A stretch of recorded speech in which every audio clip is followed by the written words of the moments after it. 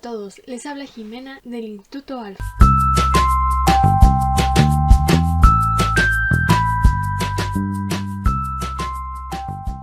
Hola a todos, les habla Jimena del Instituto Alfa. De la primera que hablaremos es interdisciplinariedad, la cual nos hace referencia a la habilidad para combinar varias disciplinas, para poder interconectarlas y así potenciar las ventajas de cada una de estas. Esto quiere decir que debemos de tomar en cuenta que las diferentes disciplinas, ya sea química, física, matemáticas, medicina, etc., pueden estar interconectadas entre sí para así tener mejores ventajas de su uso y su aplicación. La siguiente que tenemos es la intertextualidad, la cual se refiere a la relación que todo texto tiene con otros textos. Esto nos ayudará a la hora de la interpretación. Hay que recordar que un texto no está aislado, que puede tener relación con otros textos aunque sean de distinto autor. Estas dos definiciones nos ayudarán con la interpretación y el análisis de cualquier texto. Comenzaremos con el proceso de escritura, que es el proceso que cualquier persona que quiere escribir un texto debe de seguir.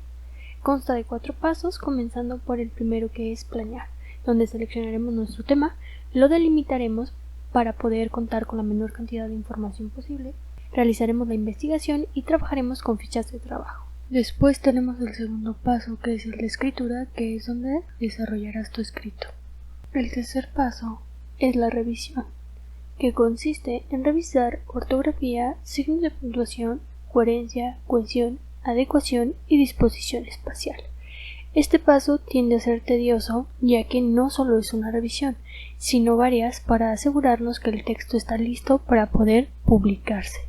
Y por último, la reescritura.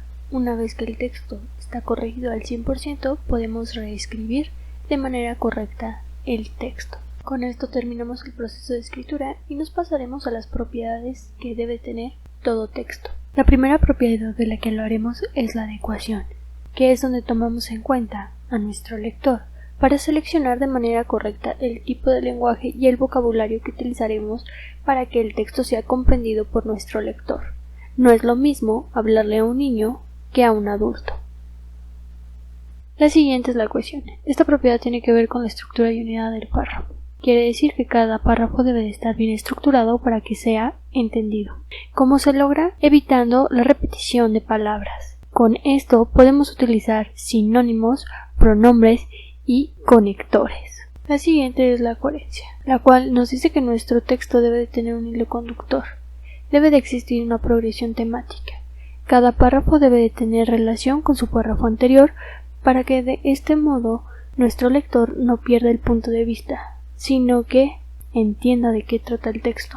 Por último tenemos la disposición espacial, que es cómo se verá nuestro texto en nuestra hoja de papel. Para eso tenemos varias recomendaciones.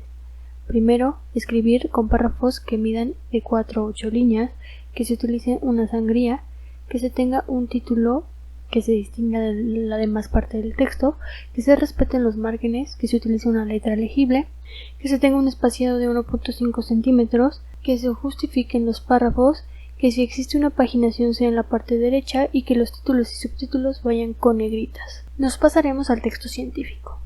Hablaremos de las 4 características que debe de tener sí o sí el texto científico. Primero, la precisión, que es buscar exactitud y evitar ambigüedad. Para eso tenemos que utilizar palabras con un solo significado. Nos tenemos que asegurar que quien sea nuestro lector siempre entienda lo que queremos decir en nuestro texto científico. Debemos de evitar que nuestros lectores interpreten como quieran el texto.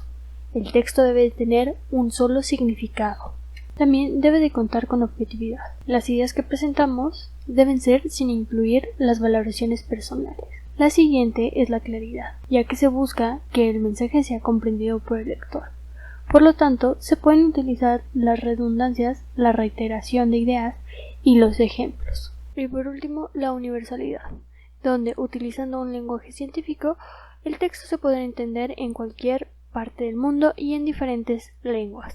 Otras características que tiene el texto científico es el uso de gráficos para que la información sea mejor comprendida, debe de contar con una organización externa e interna, debe de estar dividida en títulos y subtítulos, debe utilizar un lenguaje formal y técnico, utilizando el respaldo de autoridad.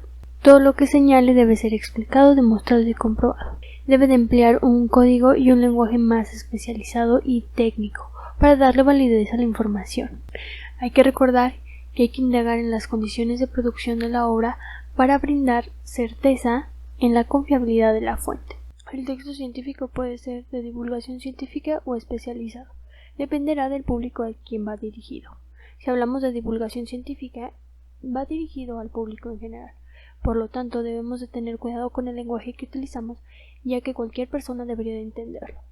En cambio, el especializado va dirigido a la comunidad científica. Por lo tanto, utiliza el lenguaje puramente técnico, ya que va dirigido a gente especialista. Cuando hablamos del artículo de divulgación, debemos de tomar en cuenta las siguientes características. Debe ser propiamente académico.